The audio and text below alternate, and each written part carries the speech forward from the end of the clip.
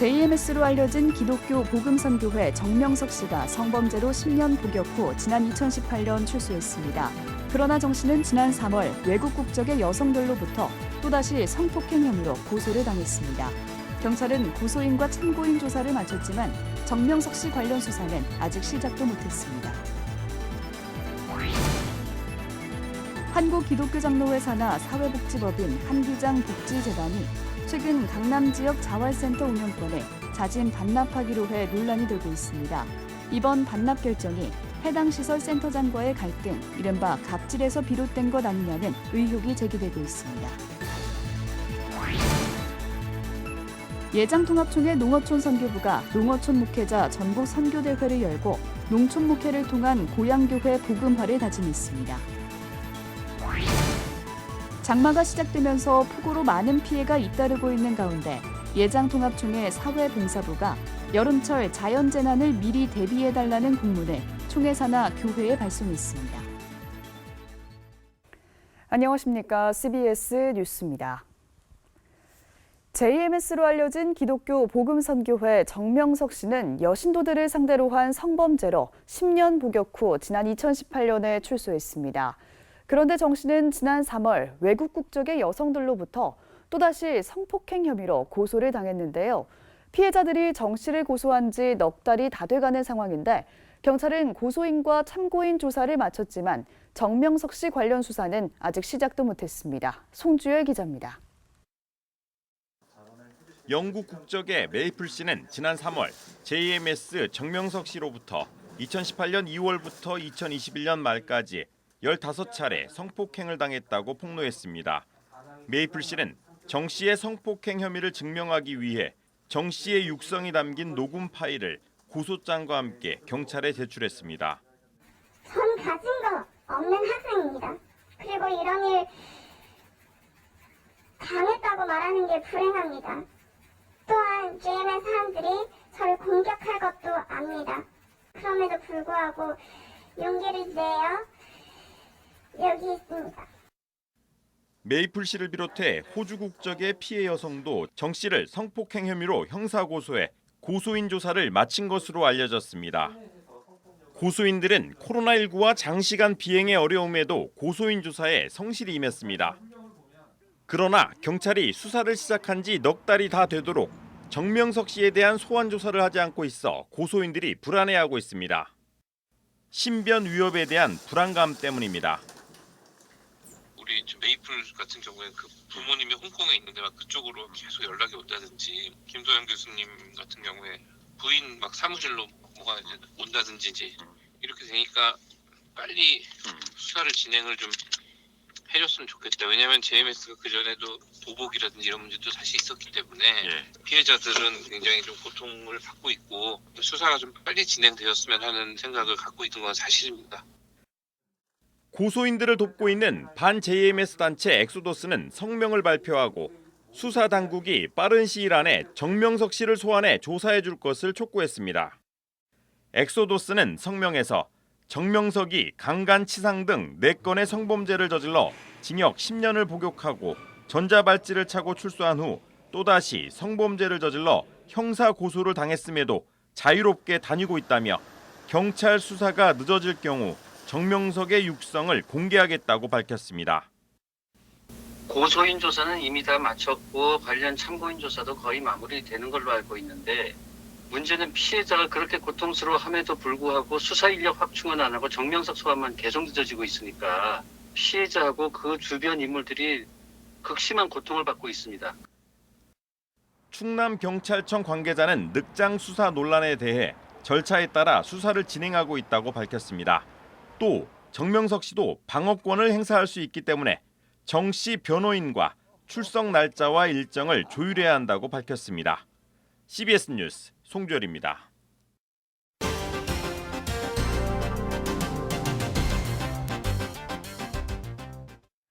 한국기독교장로회 산하 사회복지법인 한기장 복지재단이 최근 강남 지역 자활센터 운영권을 자진 반납하기로 해 논란이 되고 있습니다. 이번 반납 결정이 해당 시설 센터장과의 갈등, 이른바 갑질에서 비롯된 것 아니냐는 의혹이 제기되고 있습니다. 오요셉 기자가 집중 취재했습니다. 한기장 복지재단은 한국 기독교 장로회 산하 사회복지법인입니다. 한기장은 지난 2014년부터 강남 지역 자활센터를 운영해 오고 있습니다. 빈부격차와 양극화가 극심한 강남 지역에서 다양한 자활 지원 사업을 펼치며 취약계층 지원에 힘써오고 있었습니다. 그런데 지난 5월 한기장 복지재단 법인이사회는 강남 지역 자활센터의 수탁 운영권을 돌연 반납하기로 결의했습니다. 해당 센터의 정상적인 운영이 지속 가능하지 않다는 이유에서입니다.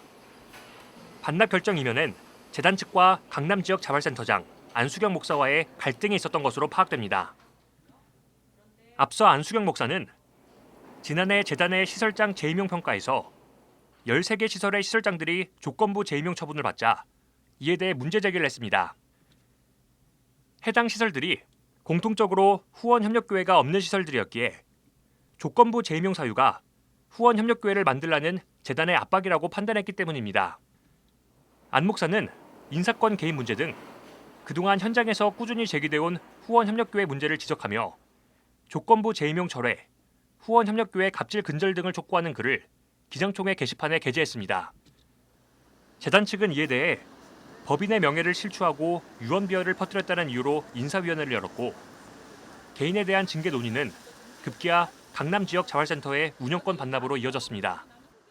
굉장히 좋은 제도라고 생각을 하는데 이제 후원협력교회들도 사회복지 사업법을 잘 이해하고 어떻게 시설을 운영할 것인가를 고민해야 되는데 그거보다는 후원협력교회 권리만을 강조하면서 시설 운영에 너무 깊이 개입하고 시설장 인사권까지 개입하는 이런 현실이 참 안타깝고요. 지속 가능하게 운영할 수 있는 자활을 반납했다는 것은 정말 무책임한 결정이라고 생각을 하고요. 이 같은 소식이 전해지자 기장총회 내부뿐만 아니라 복지계에선 비판의 목소리가 나오고 있습니다.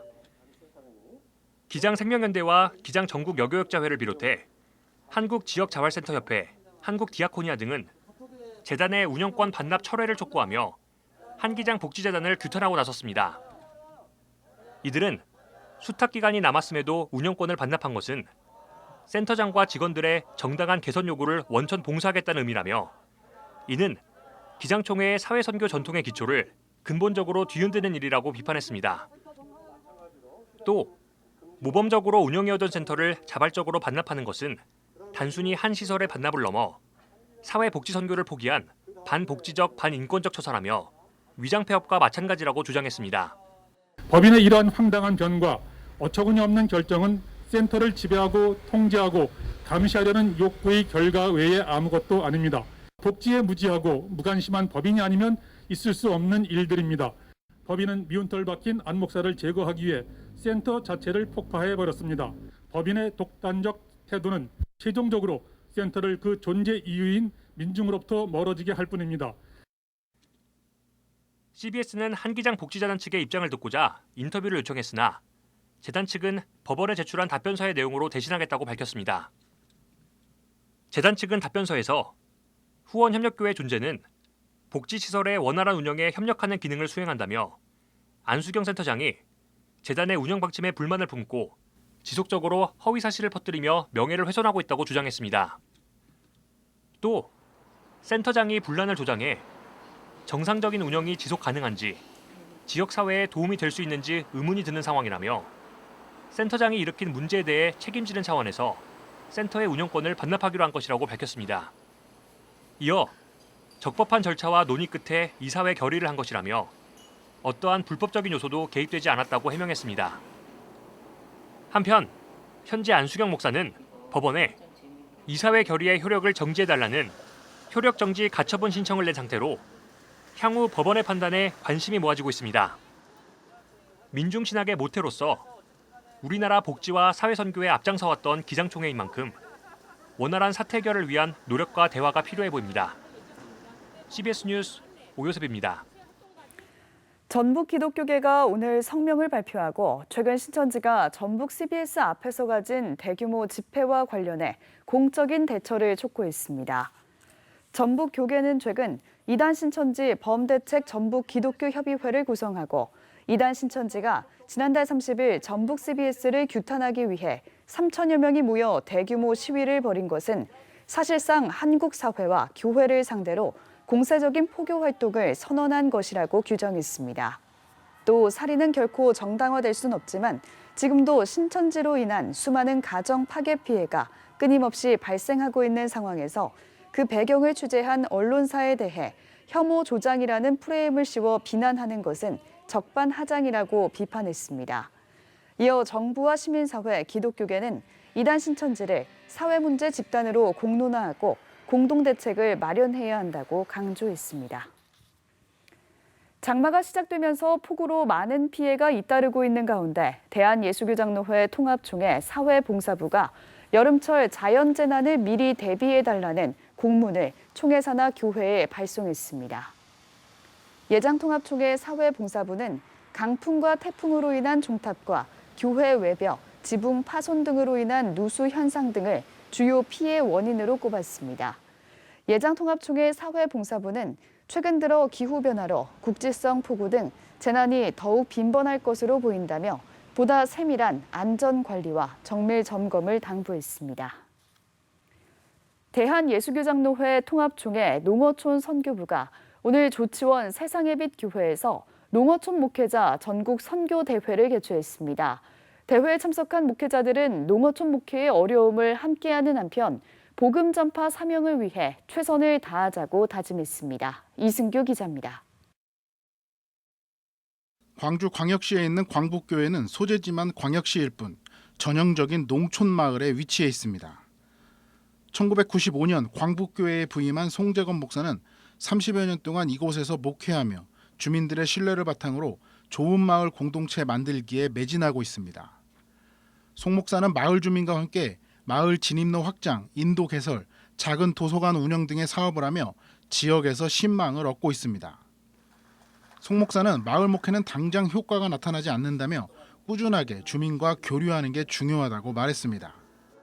목회자로서의 교회만 지키는 자보다는 지역에 개입돼서 들어가서 활동하니까 먹혀 들어가는 또 복음 전달이 훨씬 더 크더라는 겁니다. 광북교회처럼 일부 교회는 마을 공동체 만들기에 나서는 등 자립을 위해 노력하고 있지만 이조차 시도하기 어려운 현실에 처한 농어촌 교회도 많습니다. 특히 저출산 고령화는 농어촌 교회의 어려움을 더욱 가중시키고 있습니다. 대한예수교 장로회 통합총회를 비롯해 각 교단도 농어촌 교회 살리기에 나서고 있지만 현실은 여전히 막막합니다. 농어촌 교회 목회자들은 농어촌 지역에도 복음을 전해야 한다는 생각으로 어려운 현실을 버티며 하루하루를 견디고 있습니다. 예장통합총회 농어촌 선교부가 농어촌 목회자 전국 선교대회를 개최하는 이유는 함께 모여 서로를 위로하고 격려하고 용기와 자긍심을 심어주기 위해서입니다. 설교에 나선 최영남 목사는 모두 도시로 나갈 때 농어촌을 지키는 목회자들에게 감사와 위로의 말씀을 전한다며 고향교회를 지킨다는 마음으로 복음 전파에 매진해달라고 당부했습니다. 배를 비우면 예수님이 채워지십니다. 우리는 예수님으로 사는 사람들입니다. 이렇게 살아서 여러분들이 사는 날 동네를, 지역을, 천하만민을 복되게 하는 복이 되시기를 바랍니다. 예장통합총회 농어촌 선교부는 농어촌 목회자 자녀 4명에게 장학금을 전달해 위로했습니다. 전국 선교대회로 한자리에 모인 농어촌 목회자들은 농어촌 목회가 힘들지만 하나님의 은혜로 열심히 목회하겠다고 다짐했습니다. CBS 뉴스 이승규입니다.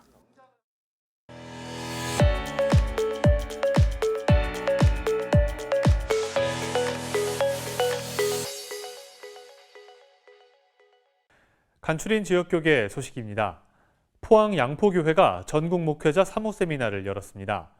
이번 세미나엔 사모들을 위한 강의와 자연을 체험하고 쉴 수 있는 시간들이 진행됐습니다. 횡성군 기독교연합회는 횡성 군수와 의원들의 취임 감사 예배를 열었습니다.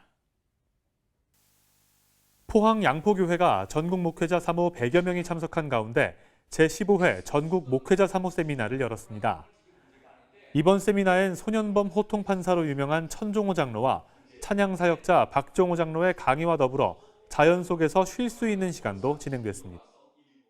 또 이렇게 여유 있게 쉬면서 그런 새로운 계획을 세웠으면 좋겠고, 또 여기 오면은 다른 사모님들과 같이 만나니까 다른 교회 이야기들을 같이 나누면서 또 거기에서 본인들이 더 많이 배우는 것 같아요.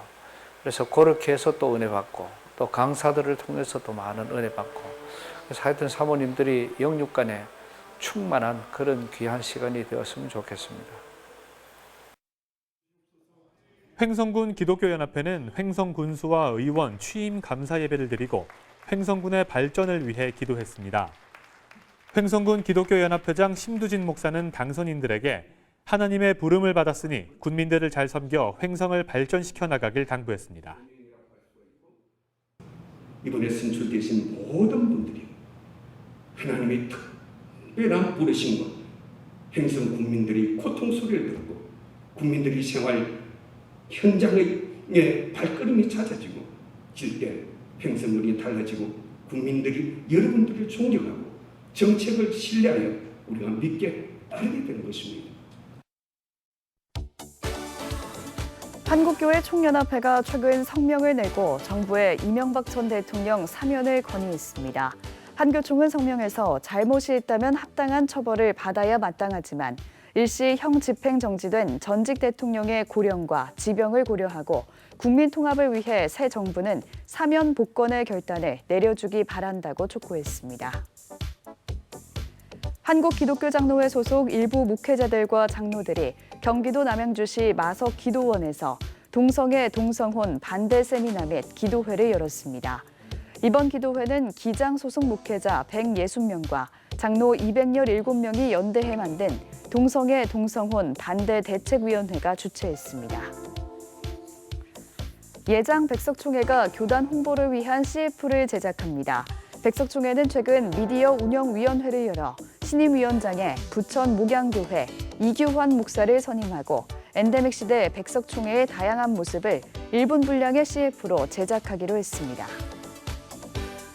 사단법인 글로벌 에듀가 지난 1일 창립총회를 열어 세덴교회 소강성 목사를 신임 이사장으로 선임했습니다. 소강성 목사는 한국교회가 힘을 합해 글로벌 에듀라는 조직을 창립하게 됐다면서 문맹인이 많은 아프리카와 후진국에 학교를 세워 문맹을 깨고 복음을 전하는 것이 목표라고 밝혔습니다.